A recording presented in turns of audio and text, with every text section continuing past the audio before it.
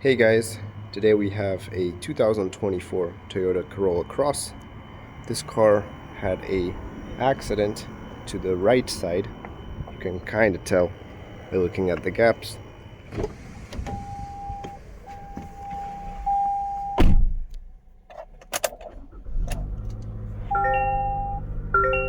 So we have the check engine light, pre-collision, traction, almost everything possible on this car.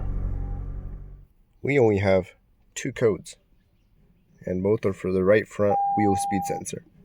Not too surprising since that's where the area of damage was. We also have the check engine lights. I mean, the pre-collision and traction ABS are kind of understandable, but we have the check engine light, but we don't have any codes in the engine. I noticed they actually have a speed sensor, probably from the front right side, but it is damaged, and they tried to do some wiring repair on it, looks like. One of the most interesting things about this car though is that reverse doesn't work. I mean, you can shift into reverse, but it literally works like a neutral. So it's in reverse right now, giving it gas, but the car does not budge. Drive and park seem to work fine. So we're going to start from the obvious problem, the right front speed sensor, and then we'll go from there. The customer did install a new right front speed sensor, however it is not original.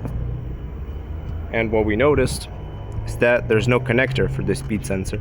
There's supposed to be a connector basically in this area, but there's nothing there.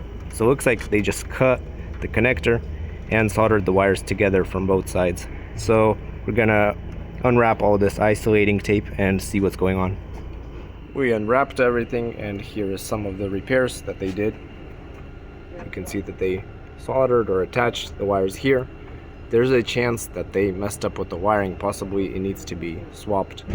What we're going to do is cut this area and see what we have on the wiring, and we'll figure out how it's supposed to actually be. Let's see what we have on the wiring. We have positive on the blue one and ground on the white one. What we're going to do is attach the white one to the black wire and the blue one to the white wire, and we'll see if our codes erase. Let's see if they go away. Alright, and we have one code left. Oh look, it says incorrect component installed. So that unoriginal sensor might be garbage. So possibly we might need to fix up this original speed sensor. The original speed sensor should be in working condition. We did cut the connector for it because it's damaged and useless anyways. So what we're going to do is now connect the original speed sensor wires to the car wires. And again, we're going to do white to blue and blue to white. Erasing. I can already see a lot of lights went off on the dash. Okay, 0 codes. Alright. That's it then. The wires are soldered, and it's time to wrap everything up nicely and install the original speed sensor. The speed sensor is fully installed and everything has been put back. Now it's time to test drive the car. We did have the problem where it wouldn't drive in reverse, but do you think that fixing the speed sensor actually solves this issue? Well, let me show you.